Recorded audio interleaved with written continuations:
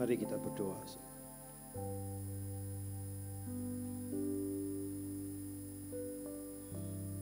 Terima kasih ya Tuhan untuk karya keselamatan-Mu dan anugerah-Mu kepada kami. Terima kasih Tuhan untuk segala pekerjaan daripada Roh-Mu yang kudus yang dimeteraikan dalam hidup kami dan melalui hidup kami. Terima kasih Tuhan untuk firman-Mu yang terus mengarahkan perjalanan kami, supaya kami terarah kepada kehendak-Mu, mengerjakan bagian panggilan yang Tuhan tetapkan untuk hidup kami, yang seturut dengan kehendak-Mu. Kami bersyukur untuk kesehatan, kekuatan Tuhan anugerahkan sehingga kami pagi ini boleh beribadah. Biarlah kami memandang semua ini sebagai kasih karunia Tuhan yang sangat limpah. Ada begitu banyak orang yang tidak memiliki kesempatan seperti kami, yang sedang berbaring di rumah sakit, yang ada di bilik penjara, dan ada di tempat-tempat yang sulit terjangkau. Kami punya kesempatan, biarlah ini menjadi kerinduan yang terus terjaga, terpelihara dan berkobar dalam hati kami. Berikan kepada kami hati yang terfokus kepada Engkau dalam salib-Mu dan kehendak-Mu. Berbicaralah dan nyatakanlah maksud kehendak dan pimpinan-Mu kepada kami. Dan tolonglah kami untuk mengerti dan berespon dengan kesungguhan hati kami, pertolongan oleh Roh Kudus yang menuntun kami senantiasa ke dalam kebenaran-Mu. Di dalam dan demi nama Yesus kami berdoa. Amin. Selamat pagi semua yang dikasihi dalam Tuhan.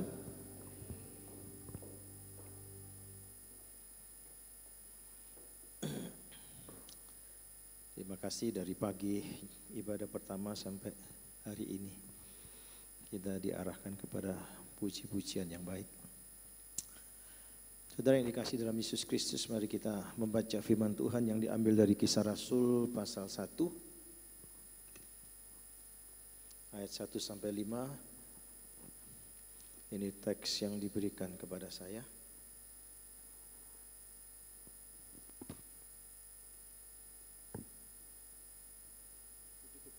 Cukup kuat ya. Saya tadi ibadah pertama juga agak bir-bir kira-kira. Karena ingat hamba Tuhan yang jatuh dari mimbarnya yang memperparah. Jadi dia rebah serangan jantung. Karena mimbarnya tidak kuat, jadi rebah begini. Dia diperparah oleh kondisi mimbarnya. Tapi ini kuat ini. Percayalah, GKT punya mimbar kuat ya. Sekuat imannya. Mari kita membaca. Secara bertanggapan saya bacakan ayat yang ganjil, jemaat sekalian membaca yang genap. Kisah Rasul pasal 1 ayat 1 sampai 5. Roh Kudus dijanjikan, hai Theophilus, dalam bukuku yang pertama aku menulis tentang segala sesuatu yang dikerjakan dan diajarkan Yesus.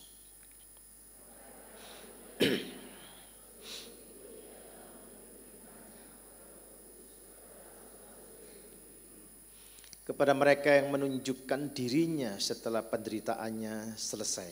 Dan dengan banyak tanda ia membuktikan bahwa ia hidup. Sebab selama 40 hari ia berulang-ulang menampakkan diri dan berbicara kepada mereka tentang kerajaan Allah.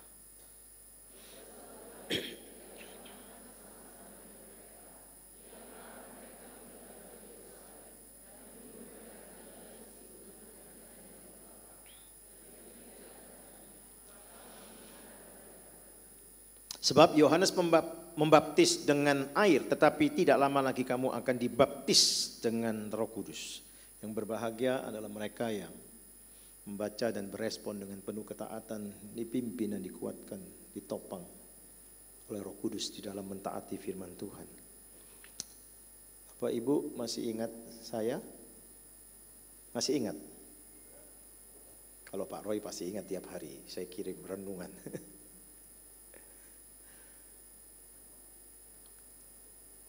Saya harap saya diingat saudara, supaya didoakan ya. Saya yang berkhotbah di sini 2-3 tahun yang lalu ya, dengan oksigen yang waktu itu saya sedang sakit.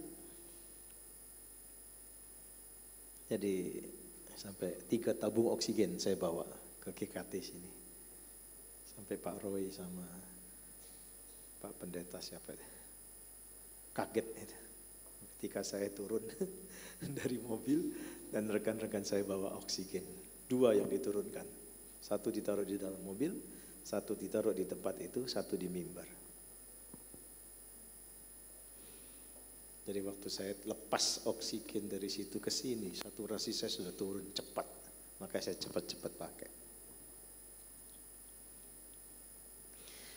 Pulang dari khotbah di sini, saya masih ditraktir oleh Dr. Ivana yang mendampingi dan beberapa teman saya yang mendampingi karena kondisi saya itu. Ya. Kira-kira ada 5-6 orang yang mendampingi saya waktu itu. Salah satunya Dr. Ivana dari GKT Hosana. Ya, dia seorang psikiater.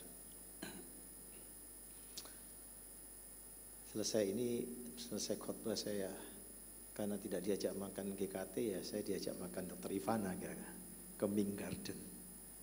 Kan lapar waktu itu. Sampai turun bawa oksigen lagi. Orang di restoran penuh waktu itu. Bingung lihat ini kok orang bawa oksigen, tabung oksigen. Ya, selesai itu pulang di tengah jalan sampai di Jagir saya ditelepon teman saya. Seorang doktor S3 syaraf. Dia telepon saya, "Hai, kata istriku kamu sakit." "Loh, aku belum masuk rumah sakit." "Ya sudah diinfokan akan nanganin kamu." Gitu. Dia bilang, "Kamu mesti cepat masuk." Waduh, saya mau khotbah lewat Zoom untuk Papua, saudara, jam 2. Kalau kamu serangan jantung, kamu bisa ditolong di tempat. Tapi kalau ini enggak, langsung berhenti pernafasanmu, habis. Waduh, gimana? Saya mau meluncur kan saya waktu ke sini saya sudah siapkan koper saya, saudara. Saya udah siap-siap kira-kira begitu. Dia bilang, "Wah, enggak nutut. Saya kalau pergi ke Adiusada enggak nutut jamnya. Karena kan jam 2 saya nutut kalau saya pulang, ya. Dan setelah saya pulang saya baru ke sana. Saya bilang ya, teman saya tidak lakukan, saudara, karena saya masih khotbah lagi. Dia tahu saya mau khotbah itu, loh, dia diusada aja kalau Zoom. Wah, saya nggak tahu sinyalnya bagaimana kan. Wah, repot juga. Saya langsung selesai telepon, saya telepon yang Papua, saya bilang tolong jam 2 tepat mulai, nyanyi 1-2 lagu, saya khotbah, setelah itu saya ke rumah sakit. Saudara tahu, saya persis sampai di rumah 3 tabung oksigen sudah habis. Tapi saya punya tabung oksigen besar, juga masih ada sisa tabung oksigen.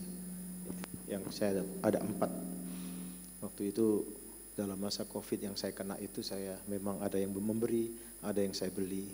Tujuannya untuk membantu orang miskin yang kesulitan pada waktu itu.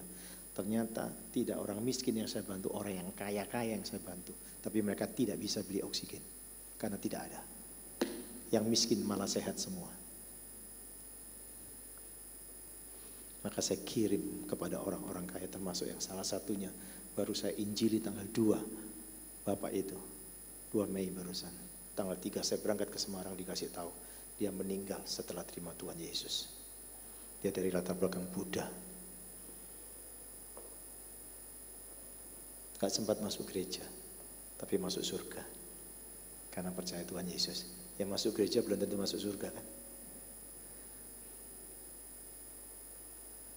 Saudara, waktu itu saya langsung selesai khotbah.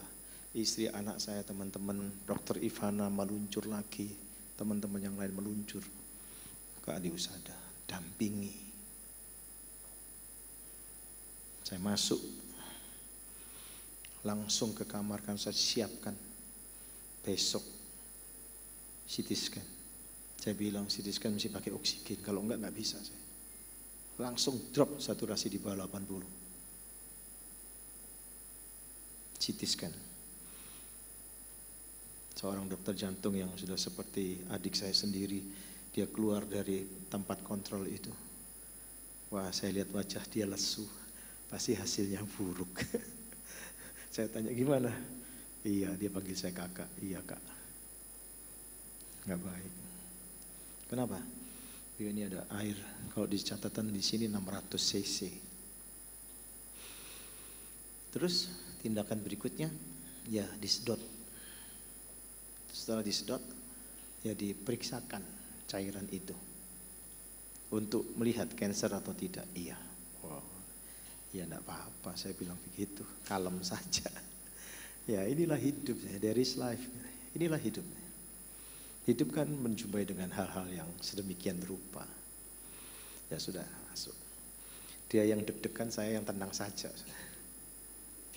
Besoknya dokternya masuk kasih tahu ini bisa kemungkinan 1 liter, 1000 cc. Oh ya? Gak apa-apa, nanti kita sedot saja, cepat kok.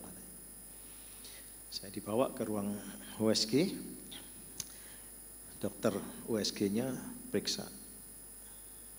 Malam itu saya sudah berdoa, paling besok gak ada juga airnya.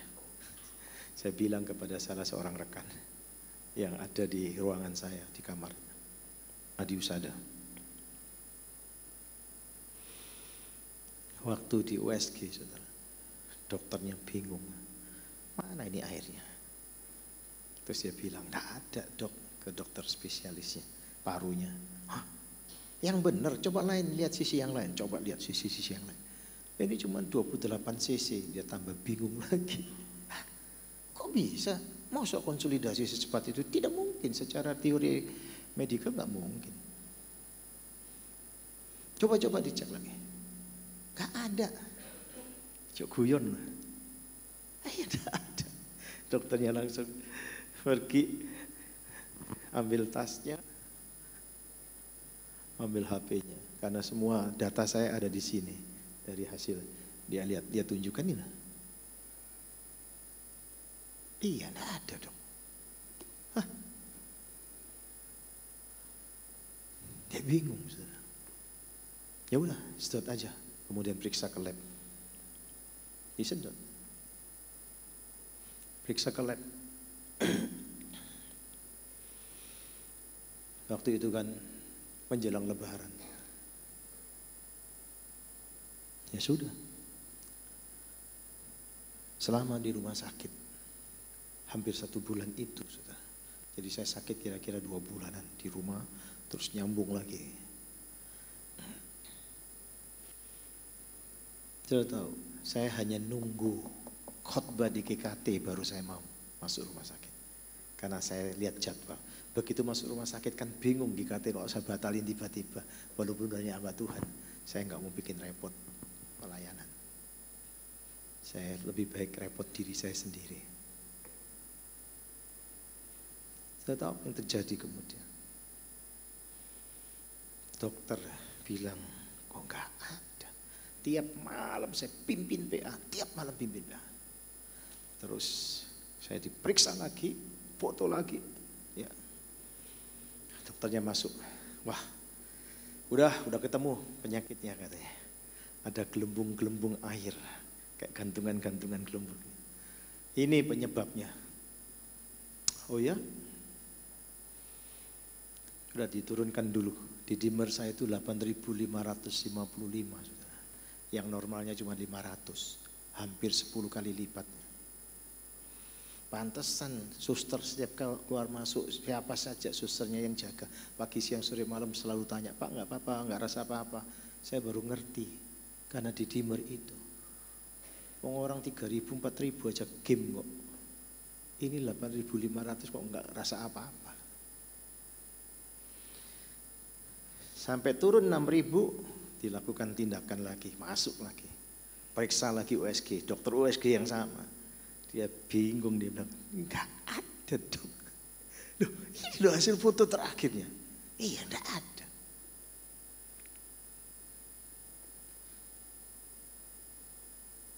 Ya, coba lihat sisi yang lain, ini loh ada 6 cc.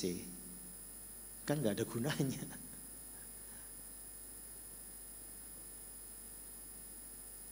Dokternya mengatakan, wah ini Pak Hari banyak doanya katanya. Saya bilang, bukan banyak doanya saja, tapi banyak yang berdoa untuk saya.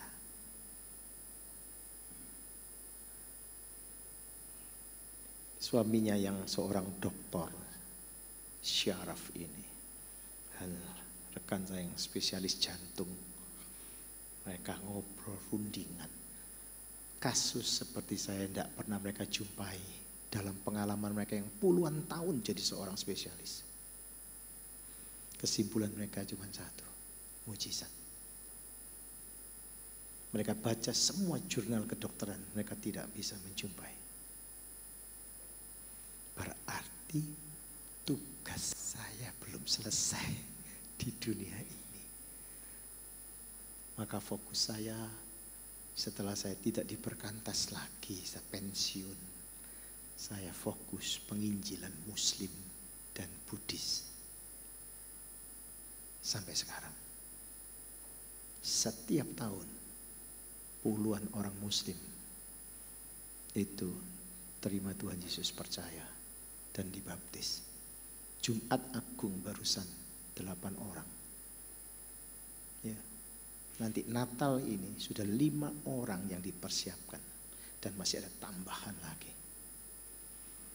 Berbondong-bondong orang terima Tuhan Yesus. Antri, saudara. Sampai hari ini. Dan saya setiap Selasa kedua, saya pasti pergi ke tempat tersebut. Memfollow up semua hasil penginjilan ini. Di follow up dengan tertib. Semuanya. Yang di Surabaya juga. Ya, yang baru tanggal 2 yang PI, itu yang kemudian tanggal 3-nya meninggal. Itu yang Buddha. Baru juga April, masa Paskah. Persis seorang pemudi yang papanya Muhammadiyah, mamanya NU. Anak ini pintar, cerdas. Orang dari Jawa Timur. Saya memberitakan Injil kepada dia di kantor saya. Mana kantor saya? GM3 Food Court. Ada 2 meja kanan kiri. Itu dipakai sebagai kantor. Gak pernah bayar, gratis. Tapi tempat itu tempat di mana banyak orang-orang yang berjumpa dengan Kristus. Seluruh pramusaji yang ada di sana pasti kenal saya. Karena mereka melihat kasih Tuhan yang nyata selama COVID dan sampai sekarang. Kalau saudara nanti pulang dari sini, lihat mobil saya, baik di belakang, di depan, itu ada gula dan ada beras yang saya timbangin 1 kiloan, yang saya selalu berbagi sebagai kesempatan mewujudkan kasih Tuhan, jembatan-jembatan kontak kepada banyak orang. Saya tahu apa yang terjadi. Tuhan memberikan kesembuhan sedemikian rupa dari berbagai macam peristiwa. Tuhan memang memakai untuk fokus penginjilan. Kalau kita membaca tema kita hari ini, saudara, kita bisa melihat bagaimana Tuhan memakai kegerakan di dalam Kisah Para Rasul, ya, yang tidak dapat dilepaskan dari fondasi kitab-kitab Injil, secara khusus Injil Lukas. Kalau kita merujuk peristiwa ini, kita akan melihat, ya, bagaimana kitab Injil Lukas, sejarah hidup Kristus, kita bisa melihat di situ. Dengan memberikan ringkasan bukti-bukti kebangkitan Kristus, kenaikan Kristus ke surga, perintah-perintahnya, karya-karyanya, yang akhirnya di dalam Kisah Para Rasul, setelah peristiwa Pentakosta, karya-karya Kristus dilanjutkan dengan perlengkapan hadirnya Roh Kudus dalam diri para rasul untuk menghasilkan kegerakan yang besar sampai hari ini. Tidak ada satu kekuatan dunia yang bisa menghadang mereka, menghentikan kegerakan daripada pekerjaan Roh Kudus di dalam diri mereka. Sekarang pertanyaannya, apa sih yang dimaksud dengan dibaptis dengan Roh Kudus? Apa bedanya dengan kepenuhan Roh Kudus? Apa bedanya dengan karunia-karunia Roh Kudus? Saudara perhatikan, dibaptis dengan Roh Kudus artinya dimeteraikan Roh Kudus itu di dalam diri orang yang sudah dan mau mengaku dirinya dan menerima Yesus Kristus sebagai Tuhan dan Juru Selamat. Maka Roh Kudus dimeteraikan di dalam diri orang itu. Itu seperti yang dikatakan di dalam Efesus pasal 1 ayat 13 dan 14. Dan Roh Kudus itu sebagai jaminan arabona. Ya, seperti cincin pernikahan itu, cincin pertunangan yang menuju jaminan kepada pernikahan tersebut. Itu istilah yang dipakai, saudara. Jadi orang yang percaya kepada Kristus, maka orang itu sudah dibaptis oleh Roh Kudus, dimeteraikan oleh Roh Kudus. Ajaran-ajaran modern memisahkan, saudara, peristiwa percaya Tuhan Yesus dengan dibaptis oleh Roh Kudus. Itu kesalahan fatal, karena mereka melihat ada peristiwa-peristiwa di mana di dalam Kisah Para Rasul mereka percaya Tuhan Yesus, kemudian mereka membutuhkan penumpangan tangan untuk terima Roh Kudus. Kalau konteks itu Samaria, kita bisa mengerti maksud dan tujuan kegerakan itu terjadi. Kenapa Filipus perlu mengajak, dia seorang diaken, kenapa perlu orang-orang dari Yerusalem datang. Saudara, karena konteks itu yang membedakan, karena ini konteks Samaria, saudara. Maka kalau terjadi pencurahan Roh Kudus di Samaria tanpa kehadiran para rasul itu menjadi problem besar dalam perpercayaan gereja dalam kegerakan awal. Itu konteksnya. Kenapa Tuhan menggunakan peristiwa khusus itu? Ada peristiwa-peristiwa yang lain di dalam konteks Kisah Para Rasul, di mana orang yang sudah percaya kepada Kristus tidak ada penumpangan tangan. Kalau memang betul-betul ada pemisahan antara dibaptis dengan Roh Kudus dan menerima Yesus, maka Alkitab pasti mengajarkan itu secara konsisten oleh para rasul dan juga Tuhan Yesus. Ternyata kan tidak ada. Jadi mereka salah menafsirkan firman Tuhan ini. Bahkan mereka menganggap bahwa Kisah Para Rasul ini kitab mujizat. Bukan. Kisah Para Rasul bukan kitab mujizat. Kisah Para Rasul adalah kitab penginjilan. Di dalam kitab penginjilan Kisah Para Rasul memang ada peristiwa-peristiwa mujizat. Tetapi peristiwa-peristiwa itu dipakai oleh Tuhan di dalam konteks kekristenan yang masih dianggap minoritas dan kecil semacam ini, dianggap penyesat. Maka Tuhan menggunakan mujizat terjadi supaya orang itu kumpul dan para rasul berkhotbah. Tidak pernah ada di dalam Kisah Para Rasul di mana mujizat terjadi, tidak ada pemberitaan firman Tuhan, tidak pernah ada. Baca dengan teliti. Pemberitaan firman Tuhan dinyatakan di tengah-tengah mujizat itu terjadi. Sudah bisa lihat di sini. Jadi ajaran-ajaran kekristenan yang modern ini, saudara, tidak bertanggung jawab dengan baik, karena memang tidak menyelidiki Alkitab dengan baik, ya, dengan komprehensif yang menyeluruh begitu, mengakibatkan kepincangan pandangan, bahkan menjadi satu penyesatan di dalam pandangan, yang bisa membelokkan, ya, iman percaya daripada orang percaya. Mari kita mencoba meneliti hal semacam ini. Roh Kudus itu bekerja dengan caranya, saudara.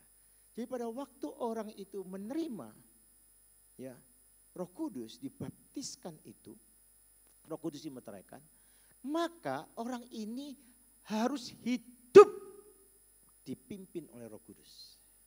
Dan orang yang dipimpin oleh Roh Kudus di dalam hidupnya untuk mentaati firman Allah, maka orang ini akan mengalami yang disebut kepenuhan Roh Kudus. Jadi kepenuhan Roh Kudus itu bisa terjadi berulang kali sejauh dia hidup di dalam ketaatan kepada firman Allah. Tetapi baptisan Roh Kudus hanya satu kali peristiwa, yaitu pada waktu orang itu percaya kepada Kristus sebagai Tuhan dan Juru Selamatnya. Ini penting. Karena Roh Kudus itu akan memimpin seseorang, saudara, ya, dalam fokusnya kepada kehendak daripada Kristus. Ya. Roh Kudus itu akan menolong seseorang untuk hidup berkemenangan di dalam kehidupannya. Maka pentingnya punya pemahaman bahwa Roh Kudus satu pribadi yang selalu backup kita di dalam pergumulan-pergumulan hidup kita. Dan ketaatan-ketaatan kita kepada firman Allah menjadi bagian kehadirannya untuk mengkuduskan diri orang itu. Maka itu kalau kita berbuat satu kesalahan sedikit, dia menggelisahkan kita. Karena salah satu peran Roh Kudus dalam hidup orang percaya adalah memunculkan kebencian-kebencian di dalam hidup orang percaya terhadap dosa.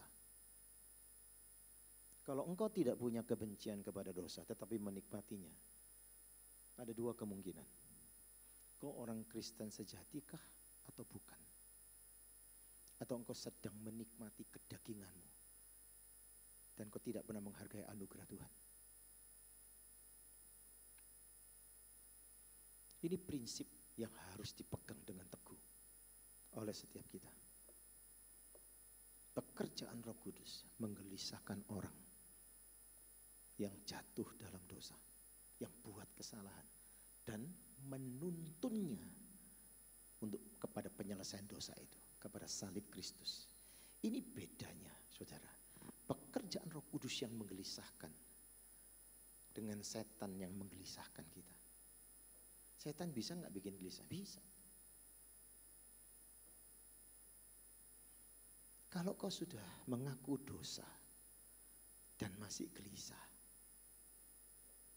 itu jelas pekerjaan setan untuk tidak mempercayai pengampunan Tuhan. Mengerti ya? Karena pekerjaan Roh Kudus sejati membuat engkau gelisah dan mengakuinya, damai sejahtera Tuhan berikan kepadanya yang sudah menyelesaikan dosanya. Ini prinsip, saudara. Sehingga kita bisa membedakan ini suara setan atau suara Roh Kudus. Karena suara Roh Kudus mengarahkan kita kepada kehendak Tuhan, kepada firman-Nya, kepada pemulihan dan hadir damai sejahtera yang tidak bisa dipalsukan. Setan tidak bisa memalsukan damai sejahtera itu. Setan tidak bisa memalsukan buah roh itu. Tidak bisa. Peristiwa beberapa tahun yang lalu, belum lama, kalau saudara buka di YouTube, saudara bisa ketik di situ pembunuhan seorang dokter di Nabire, dokter spesialis paru. Itu dokter alumni binaan Perkantas di Makassar, dan dia ambil parunya di UNER, ikut PA saya rutin, rajin saya yang antar dia dan sebagainya. Selesai PA, dia baru menyelesaikan 5 tahun spesialisnya. Dia terbunuh dengan cara sadis dan biadab. Yang membunuhnya adalah orang yang justru banyak ditolongnya. Seorang cleaning service yang kemudian diangkat jadi satpam, padahal buta huruf, orang Papua. Di Nabire peristiwa ini. Dia sedang dipersiapkan untuk menjadi koordinator pelayanan Perkantas di sana. Saya marah sama Tuhan. 20 tahun lebih melayani Papua. Kalau ini hasilnya, untuk apa? Saya menghabiskan semua waktu, tenaga, uang saya pribadi untuk melayani Papua. Semua khotbah-khotbah saya di Jawa, amplop-amplop itu saya kumpulkan untuk saya berangkat. Saya tidak pernah mengganggu kas lembaga untuk saya bermisi. Saya belajar self support berpuluh-puluh tahun sampai hari ini. Inikah Tuhan yang kau pertunjukkan kepada saya? Saya pahit sekali. Padahal beberapa hari sebelumnya dia telepon sama saya, dokter ini. Kan sudah sangat dekat seperti adik sendiri.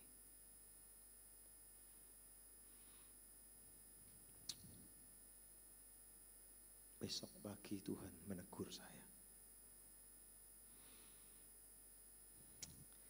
Satu renungan tentang seorang perempuan yang didapati berzina kemudian dibawa kepada Tuhan Yesus. ayat itu menegur saya dengan keras. Tuhan, kalau orang sejahat itu, si pembunuh, Engkau mengasihi. Saya tidak pantas kalau tidak mengasihi. Ampuni kemarahan saya.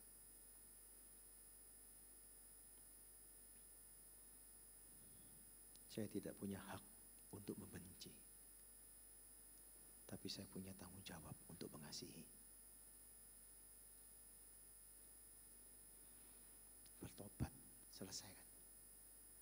Damai kan? Karena sudah selesai milik Tuhan. Enggak. Saya minta dua hal yang mustahil, yang pasti tidak mungkin bisa dilakukan. Tapi saya minta itu, bukan untuk mencobai, tapi menantang diri saya sendiri. Benarkah saya ingin mewujudkan pertobatan itu? Saya minta Tuhan, saya akan pergi ke Nabire. Pertama saya akan lakukan, saya akan berdoa di dalam rumah di mana tempat pembantaian itu terjadi.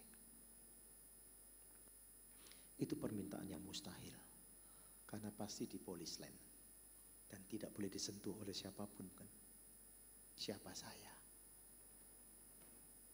Itu tidak mungkin. Yang kedua, saya katakan begini.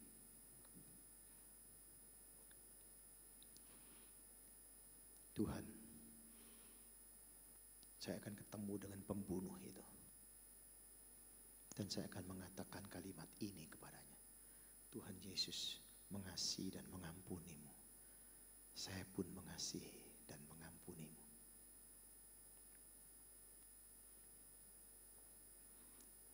Untuk mewujudkan pertobatan itu, saya harus mengeluarkan uang pribadi 20 juta lebih.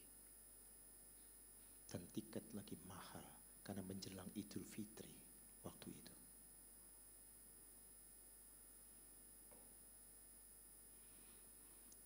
Saya mendarat di Jayapura. Malam itu saya masih pimpin PA lewat Zoom seluruh Indonesia. Selesai. Kan kalau di sini mulai jam 7, kan di sana jam 9 malam. Saya mulai PA. Saya sudah biasa memimpin PA 24 jam. Ya, apalagi waktu di Australia, nanti 29 saya berangkat ke Australia juga begitu, memimpin PA dari Australia. Ya, kalau bulan gini kan beda 3 jam. Kalau sudah November, Oktober dan sebagainya itu kan bedanya kan 4 jam. Jadi kalau mulai dari sini jam 7 malam, ya di sana jam 11 malam. Sudah biasa. Saya selesai jam 1, setengah 2 pagi. Sudah tahu, saya habis pimpin PA, terjadi perubahan jadwal penerbangan saya besok. Yang seharusnya lewat Timika, saya boleh bawa bagasi. Ternyata dibatalkan. Langsung, memang lebih cepat. Hanya cabin saja bagasi saya. Bongkar lagi kan, saudara. Saya biasanya naruh begini, handphone saya. Tapi malam itu saya entah gimana kok saya bisa buka begini. Sehingga waktu ada telepon, cahayanya kan lebih kuat dibandingkan kalau ini. Saya lagi nonton barang nggak telepon, saya nggak kenal. Biasanya saya nggak angkat. Tapi malam itu, tengah malam itu saya bisa mau angkat setengah 12 malam lebih. Saya angkat. Maaf Pak, ganggu. Saya tahu di sana sudah tengah malam. Oh nggak apa-apa, saya bilang. Iya, dia sebutkan nama ibu ini. Terus saya yang selalu ikut PA katanya. Oh iya, tadi saya juga ikut PA. Bapak kok mau ke Nabire? Iya. Bapak sudah hubungi siapa? Belum hubungi siapa-siapa kecuali teman saya Mbak Tuan di sana untuk jemput saya. Bagaimana penginapan semua? Penginapan dia yang atur. Penjemputan ya tadi sore baru dikasih tahu kalau mesti rental mobil. Batalin saja Pak. Loh, kok batalin? Bapak tunggu sebentar ya, nanti saya telepon lagi. Saudara tahu, saya tunggu sebentar sambil siapkan semua barang tuh. Tiba-tiba telepon lagi, dia bilang, Pak, saya sudah kirim nomor ya supir yang akan jemput Bapak besok. Dan nanti dari pihak kepolisian akan telepon Bapak. Ah, kaget saya. Saya tanya, lu ibu ini tinggal di mana? Karena kan Zoom-nya kan seluruh Indonesia. Saudara.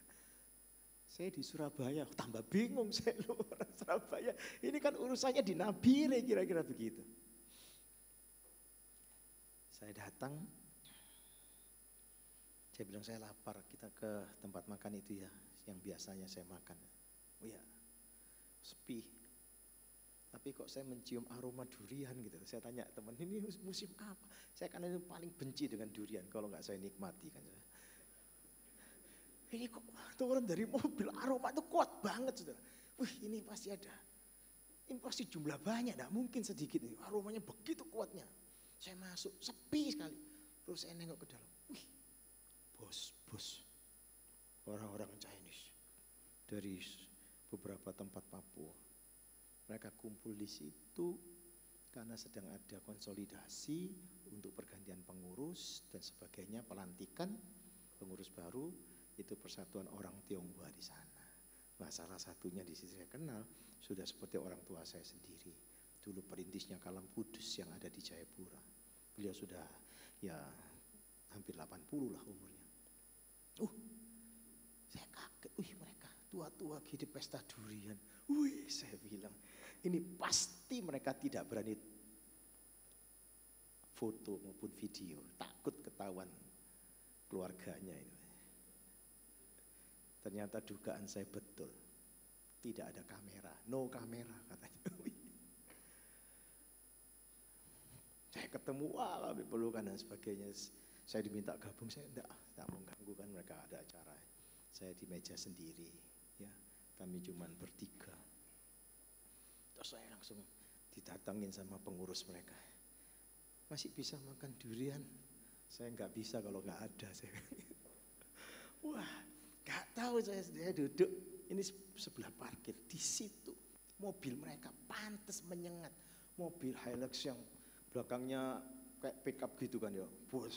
Dibuka saudara penutupnya. Waduh, ini bukan bawa buah durian, timbunan durian saudara.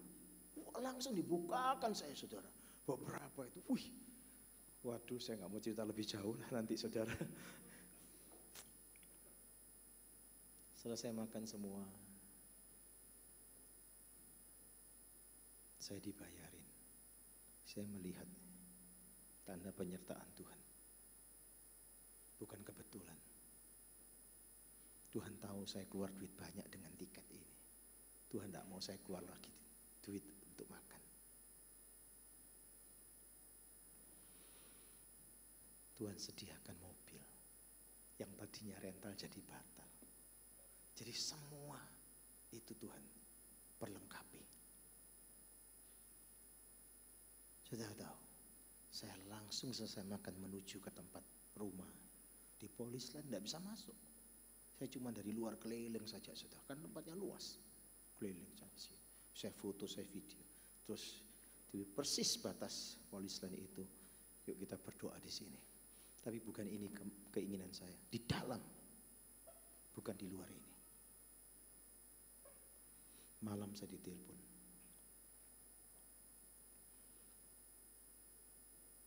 Dia sebutkan dari kepolisian, besok saya antar bapak, saya jemput, bisa jam berapa terserah. Oke jam 10 kami jemput, iya. Jam 10 pagi, jam 10 kurang saya ada di situ. Jam 10 mereka datang, mereka semua kasih hormat sama saya. Polisi-polisi datang, serombongan kasih hormat, orang hotel bingung, siapa ini? Kok sampai?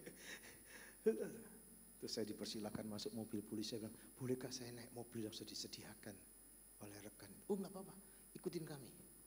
Langsung ikutin, sampai di tempat. Mereka semua turun, saudara. Bukain lagi pintu saya, loh ngapain saya bisa buka sendiri? Yang satu masuk, bukain pintu tempat pembantaian itu. Beberapa yang lain buka pintu saya, langsung mereka berdiri, siap lagi. Saya dari tadi di sini nggak ada yang siap-siap.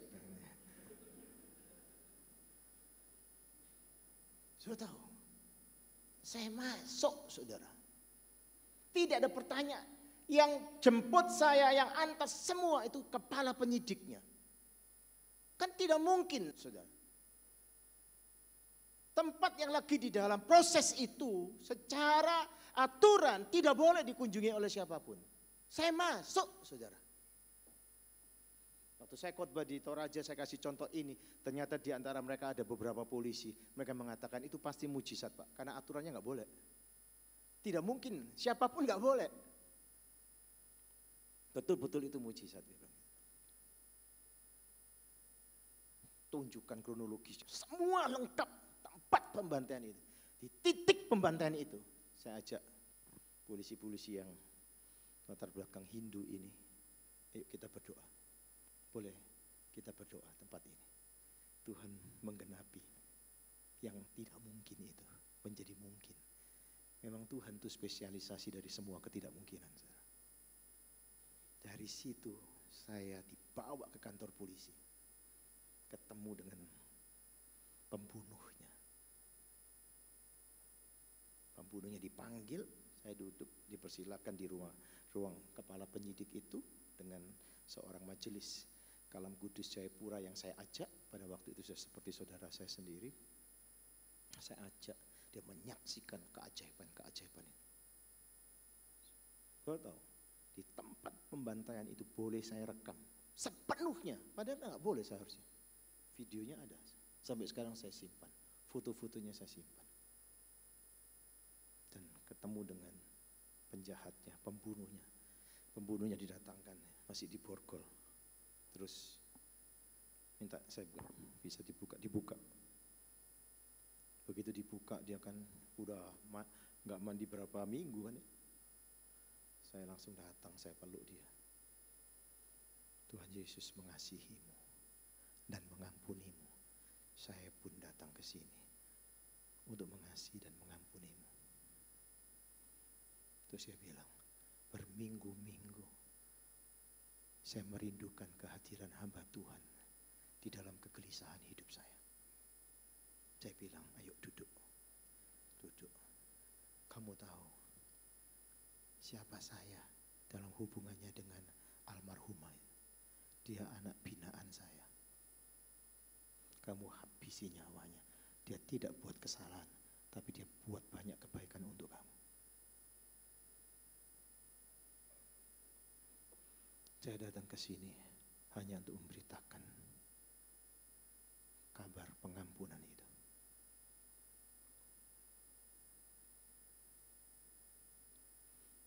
Saya memberitakan Injil kepada pembunuh ini. Dan dia mau percaya. Dan saya doa bersama dia. Tuhan pimpin dia. Dia nangis. Saya peluk lagi dia. Di depan kepala penyidik itu sendiri. Saya memberitakan Injil. Saudara bisa lihat di sini. Kalau kau memiliki betul-betul sudah dibaptis oleh Roh Kudus, artinya percaya kepada Kristus dan Roh Kudus dimeteraikan, maka Roh itu akan memimpin kamu ke dalam kehidupan yang berpusat kepada kehendak Allah, saudara.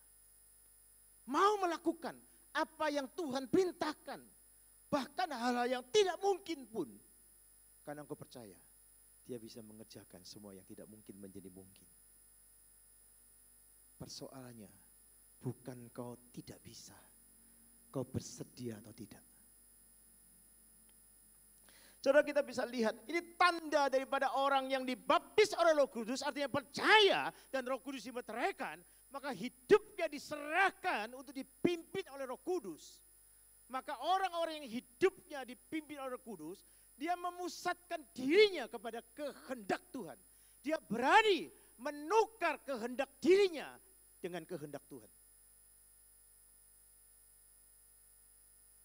Saya tidak yakin orang itu dipimpin Roh Kudus kalau dia masih memusatkan dirinya kepada kehendak dirinya. Dia tidak berani melepaskan dan menukar kehendak dirinya kepada kehendak Tuhan. Para murid ini, saudara, kalau kita melihat di dalam konteks yang kita baca, kenapa Lukas itu memulai dengan memori di dalam Injil Lukas? Penulis ini loh, dia memberikan ringkasan tentang bukti-bukti kebangkitan Kristus. Pertemuan Kristus dengan murid-muridnya. Perintah-perintah yang diberikan Kristus kepada mereka selama 40 hari. Itu dipaparkan semua. Selama ia masih ada di bumi itu, sebelum naik terangkat, itu dinyatakan di dalam ayat 3-5. Saudara. Karena ini menjadi fondasinya. Orang yang mengalami istilah yang percaya kepada Kristus, dibaptis oleh Roh Kudus ini, maka orang ini mau hidupnya dipimpin oleh Roh Kudus.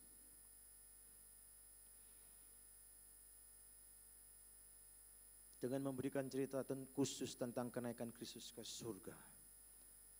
Percakapan murid-murid Kristus dengan Kristus sendiri sebelum dia naik ke surga. Percakapan malaikat-malaikat dengan mereka setelah Kristus sedang naik ke surga itu. Kalau kita perhatikan ayat seterusnya 6-11. Ini mengajarkan kita apa? Bahwa perlengkapan yang Tuhan akan berikan dalam peristiwa Pentakosta di dalam Kisah Rasul pasal 2. Disitulah start mereka dengan perlengkapan daripada Roh Kudus untuk mereka bergerak memberitakan Injil. Sampai mengakhiri kitab ini pasal 28. Dan tidak ada kekuatan dari dunia yang bisa menghentikan semangat mereka. Walaupun risiko nyawa terancam dan peristiwa pembunuhan Yakobus pun tidak bisa menghentikan kegerakan para rasul. Penganiayaan penyesahan yang mereka alami secara brutal, biadab, tidak bisa menghentikan hati mereka mengasihi Tuhan untuk memberitakan. Kalau kita membaca pasal 5 ayat 41 dan sebagainya, mereka disesah setelah mereka disidang. Sesah itu istilah Yunani yang paling brutal dipakai, tindakan paling brutal. Tapi mereka keluar dengan gembira. Kenapa? Karena mereka dianggap sungguh-sungguh menderita dengan kebenaran dan oleh kebenaran dan karena kebenaran. Dan sakit-sakit, tapi sukacita mereka karena pekerjaan Roh Kudus yang memampukan, menyanggupkan mereka mentaati kehendak Tuhan itu dengan semua risiko apapun. Maka disitulah letak rahasia yang membuat para pemimpin-pemimpin besar, tokoh-tokoh agama masa itu nggak sanggup menghentikan dengan aturan mereka. Sampai mereka pun berani menantang tokoh agama, lebih taat kepada manusia atau kepada Tuhan. Mereka mengatakan tetap mau taat kepada Tuhan, apapun risikonya. Orang-orang yang dipimpin Roh Kudus, saudara, bukan berbicara kenikmatan dirinya, bukan. Orang-orang yang dipimpin Roh Kudus itu mengerjakan kehendak Tuhan dan fokus hidupnya kepada kehendak Tuhan. Dan dia tidak sedikit pun hidupnya lepas daripada fokus kepada kehendak Tuhan. Ada begitu banyak peristiwa yang ajaib di dalam pelayanan saya. Di dalam menjangkau orang-orang dari M ini. Ada seorang pemimpin pondok pesantren di wilayah tersebut. Ya, dia ketemu Tuhan Yesus dengan cara mujizat saja. Kemudian dari mujizat itu dipertemukan dia dengan firman Tuhan. Dan dituntun terima Tuhan Yesus sampai hari ini. Sampai hari ini saya membina dia karena saya akan menjadikan dia partner kegerakan menjangkau M. Sampai ke kantong-kantong timur yang sudah diislamkan. Saya akan bawa dia. Dan sekarang dia rajin memberitakan Injil. Dan banyak sekali yang dimenangkan. Ya. Salah satu yang dimenangkan di dalam tanggal hari 29 Maret yang lalu waktu Jumat Agung yang dibaptis itu. 2 dari aliran kebatinan, orang tua-tua itu kan sulit sekali. Dimenangkan lewat pelayanan hidup dia. Banyak sekali. Kami sampai buka pos PI di tempat yang lain, di desa yang lain. Dan di situ sudah 25 dari muslim yang dimenangkan. Dan salah satu yang dimenangkan yang dari kebatinan. Dia punya lahan. Lahannya itu diserahkan kepada kiai pemimpin ini. Salah satu pondok pesantren. Kan dia keluar karena istrinya 7 kan. Tapi tidak ada satupun istrinya ikut dia. Tapi satu istrinya jadi TKW di Taiwan. Dan baru-baru ini istri yang di Taiwan itu istri nomor 3. Terima Tuhan Yesus juga. Dan istrinya terima Tuhan Yesus ini. Kemudian dia menginjili. Ya, karena dia mengasuh orang tua di sana. Orang tua itu diinjili sama istrinya nomor 3 dan percaya Tuhan Yesus. Padahal si ini dari Buddhis, majikannya ini. Saya bisa lihat tongkat estafet kegerakan daripada Roh Kudus yang tak pernah dipikirkan. Ini sedang dikerjakan. Kalau teman-teman mau ikut saya silakan. Selasa ini saya akan berangkat lagi, ya pagi hari. Dan saya akan bikin, karena semua yang diinjili ini semua di follow up, 100% di follow up dengan pembinaan. Ya, mulai dengan doktrin Allah, doktrin Kristus, doktrin keselamatan. Ya, yang lama-lama sudah selesai itu. Ini yang baru-baru dilanjutkan lagi. Yang lama-lama sekarang dilatih untuk memberitakan Injil. Kerja keras. Ya, walaupun sudah pensiun lebih sibuk lagi untuk cari jiwa. Gak ada yang bayari saya. Upah di surga itu jauh lebih dari semua yang di dunia ini. Itu yang menggerakkan hati saya, anugerah keselamatan. Roh Kudus mendampingi kegerakannya sampai sekarang ini. Banyak hal yang luar biasa Tuhan sedang dan terus kerjakan. Dan kenapa saudara? Lukas perlu menyampaikan kepada Theophilus fondasi dasar yang menjadi pusat pemberitaan para rasul berikutnya, yaitu kebangkitan Kristus yang memberikan pengharapan itu. Ya. Dengan memberikan gambaran umum tentang awal pembentukan jemaat Kristen, kita bisa melihat setelah peristiwa Pentakosta terjadi kegerakan jemaat mula-mula yang sangat menakjubkan dengan pekerjaan Roh Kudus, dan tidak ada kekuatan dunia yang bisa menghentikannya.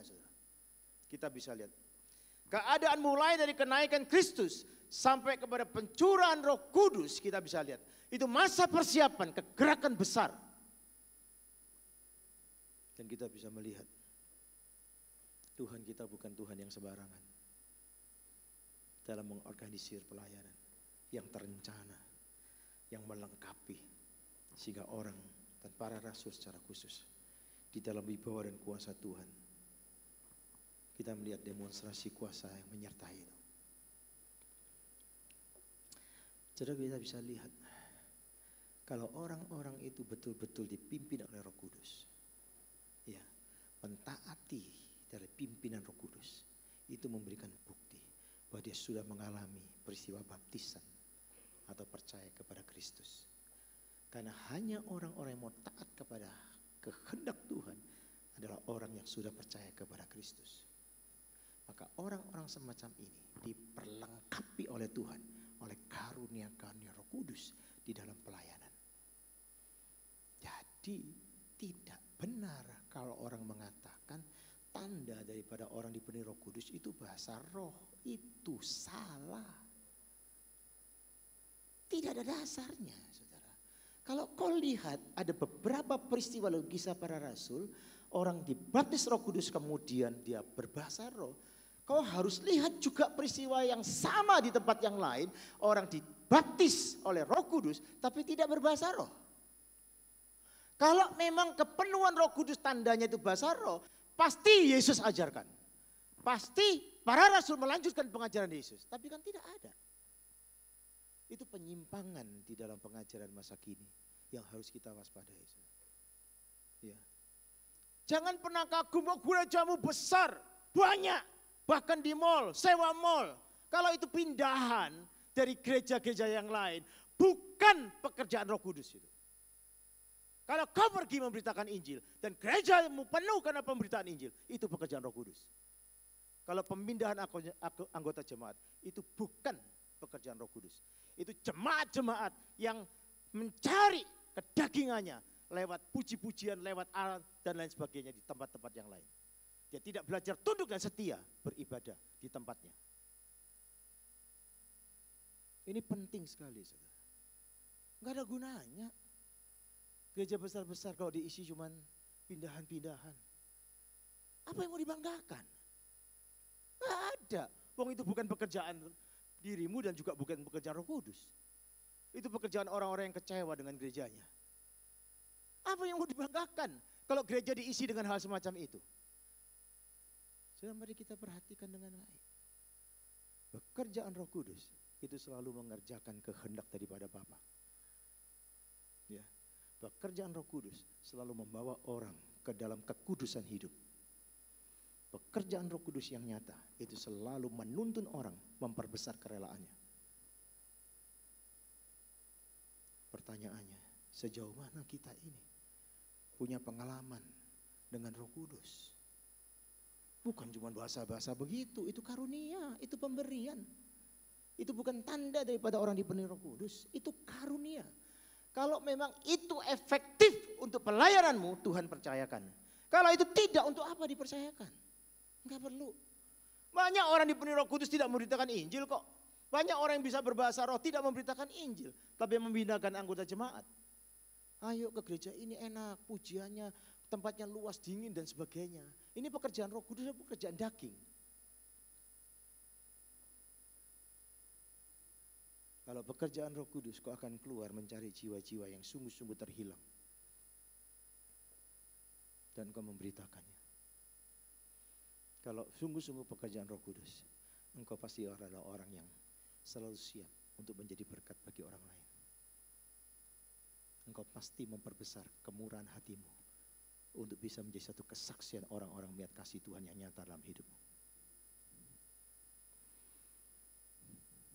Sejak COVID sampai sekarang, terus berbagi kasih kepada pemulung dan sebagainya. Setiap hari dikerjakan. Yang mulanya tidak mungkin, saya bilang sama Tuhan, tapi karena engkau mau. Waktu itu pelayanan saya ke Jepang akhirnya batal, karena langsung lockdown Jepang. Padahal mau dipaksakan. Saya bilang, kamu konsultasi KBRI. KBRI mengatakan, orangnya bisa datang, tapi gak bisa balik. Akhirnya betul, akhirnya batal pelayanan di Jepang. Setelah saya pulang dari pelayanan di Korea, persis COVID itu dimulai di China. Desember, Januari saya kan masih belum. Dan saya pulang dengan kondisi penjagaan yang sangat ketat, transit di Hong Kong. Waktu Tuhan bicara kepada saya, waktu saya tanya Tuhan, apa yang saya harus lakukan di dalam masa COVID? Saya tidak mau berhenti melayanimu. Karena kan gak boleh kontak, bener gak? Orang kan takut.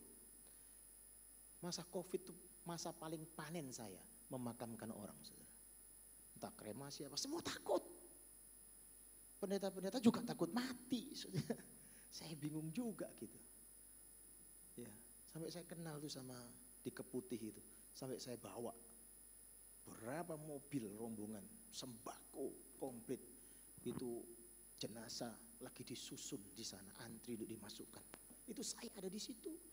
Saya kumpulkan penggali-penggali kubur yang terabaikan itu, padahal mereka berjasa luar biasa. Saya kumpulin, saudara. Saya lihat 60 sekian. Saya minta kepada kepalanya. Dia bilang, Bapak satu-satunya yang punya perhatian kepada mereka. Saya kumpulkan mereka secara bergantian, karena kan mereka kerja terus, saudara. Gak nututi loh, saudara. Saya kirim, kenapa? Waktu saya mulanya pembagian nasi kotak itu, dari 50 sampai 500 nasi kotak setiap hari. Gak tahu dari mana berkatnya, pokoknya saya itu ke tempat pemulung dan sebagainya. Saya tahu klaster keluarga langsung berubah. Ini mereka perlu sembako, karena keluarga mereka perlu diperkuat juga. Dan bergeraklah sembako itu sambil nasi kotak ini jalan terus. Sudah bisa lihat.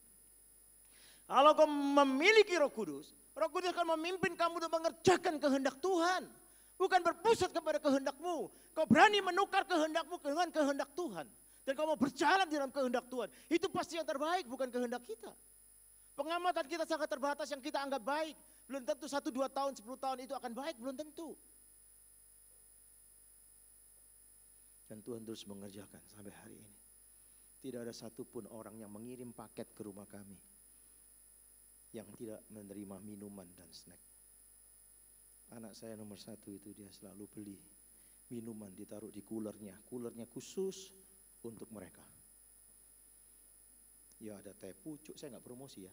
Ya teh pucuk, kopi ABC, ya teh Java, ditaruh di cooler. Beli snack-snack coklat, KitKat macam-macam. Dikasih 2 snack, 1 minuman. Setiap orang datang ke situ, dia pasti senyum di tengah-tengah kelelahannya. Sampai yang sudah berulang menerima berkat itu, Ini satu-satunya tempat dari semua tempat yang saya dapati yang selalu memberikan minuman segar. Saudara, pendekatan kebaikan itulah menjadi jembatan untuk bisa menciptakan Kristus. Ya, ini penting. Ya, saya naik ojek dari Sidoarjo karena nggak nutut kalau naik mobil. Saya bilang sama istri saya, wis saya naik ojek, mantu saya langsung carikan. Ya, terus ojeknya datang. Waduh, jalannya sepeda motornya kok kayak begini, mana bisa cepet ini, aku nanti terlambat ini. Ya apalagi macet gitu ya sebenarnya. Wes pokoknya udahlah, yang Tuhan kirim pasti yang terbaik. Ambil terus ngobrol cerita sana sini. Saya bisa menceritakan Kristus kepada dia. Begitu antar, Bapak ini baru sembuh dan baru hari itu dia ngojek lagi. Tapi dia harus membelikan perlengkapan sekolah anaknya. Dia nggak punya uang. Saya suruh tunggu Bapak itu, saya masuk, saya ambil berkat, saya kasih Pak ini untuk Bapak itu nangis sampai sekarang masih ada videonya. Nangis. Kenapa? Karena melihat kebaikan Tuhan melalui anak-anaknya. Sudah bisa lihat. Banyak kesempatan yang Tuhan berikan. Tapi kalau hatimu tertutup, engkau gak bisa. Tapi kalau hatimu tunduk kepada pekerjaan Roh Kudus, engkau punya kerelaan, engkau memperbesar kerelaan, dan tidak berpusat kepada dirimu, dan engkau menjadi berkat besar bagi banyak orang.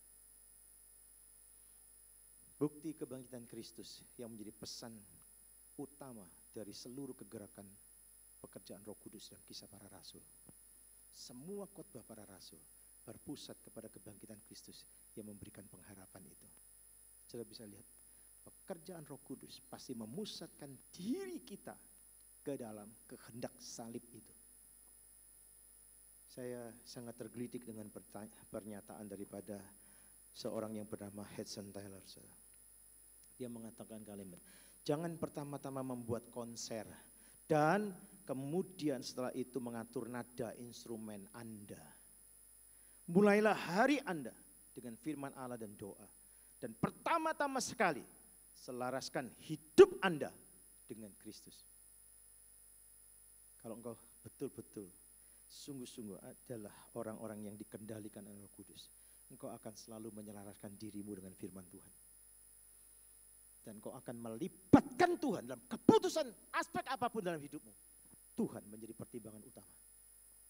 Itu tanda daripada orang yang betul-betul mengalami apa yang dibaptis Roh Kudus dan kemudian dilanjutkan dengan yang dipenuhi Roh Kudus, yang hidup selalu mencari dan berpusat kepada kehendak Tuhan, yang berani menukar kehendak dirinya kepada kehendak Tuhan.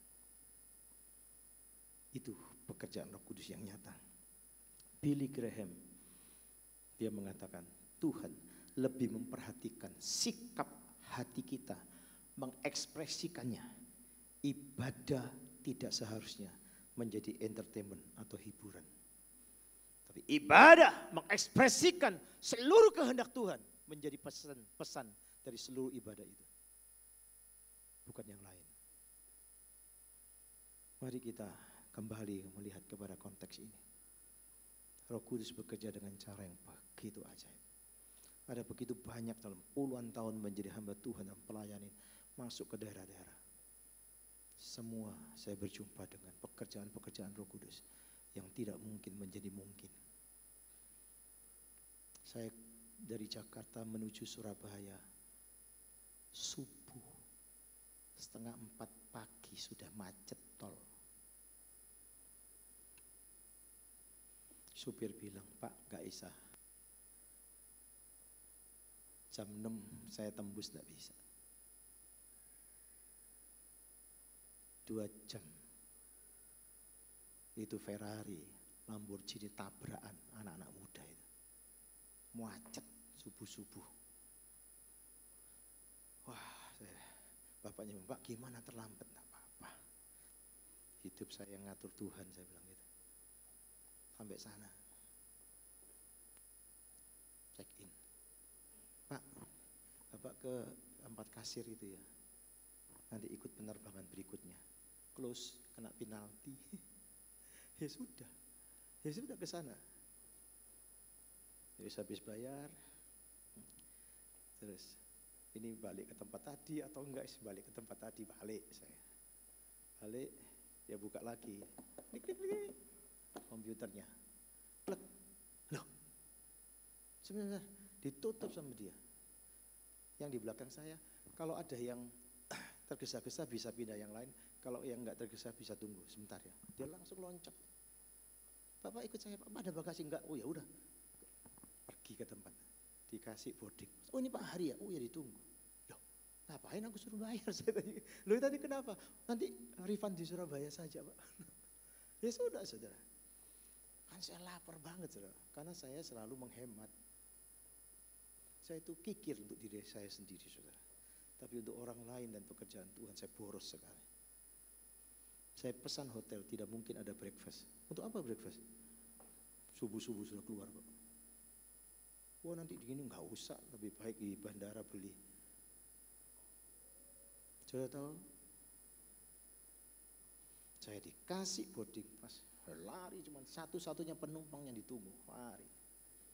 Masuk, truk, dicoba terus. Boarding pass saya nggak bisa. Terus orang yang di tengah, di Cengkareng kan ada yang tengah begitu ya, kan masuknya lewat samping gitu ya. Tengah itu langsung, oh ini Pak Hari Limanto ya, ditukar boarding pass saya. Bisnis kelas, gratis. Saya dapat makan lebih enak semuanya. Padahal ekonomi kelas pindah bisnis kelas gratis.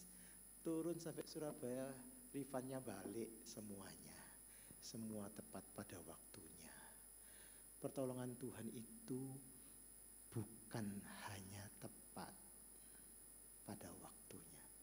Itu seringkali orang banyak ngomong, kurang sempurna. Pertolongan Tuhan itu selalu sempurna. Bukan hanya terbaik dan tepat, tapi sempurna. Dia nggak pernah setengah-setengah menolong kita. Mari kita berdoa. Terima kasih untuk anugerah keselamatanmu. Terima kasih untuk pekerjaan Roh Kudus yang terus mengingatkan, menyadarkan kami untuk kami hidup dalam kekudusan. Terima kasih untuk pekerjaan firman-Mu yang mengkuduskan kami untuk mengerjakan dan berpusat kepada kehendak-Mu. Mohon belas kasihan-Mu untuk perjalanan kami berikutnya, supaya iman kami tidak terombang-ambing dengan berbagai macam ajaran yang macam-macam, yang menyesatkan. Biarlah kami menunjukkan kualitas iman kami lewat setiap ketaatan kami kepada kehendak-Mu. Tolonglah kami, berikan kepada kami hati yang terus bisa mengasihi-Mu. Jemaat-Mu dalam seluruh pergumulan, biarlah Engkau sungguh menolong mereka dan mengarahkan mereka untuk berpengharapan, dan Roh Kudus menuntun mereka untuk tekun berpegang kepada setiap bagian daripada janji Tuhan. Di dalam dan demi nama Yesus kami berdoa. Amin. Tuhan memberkati.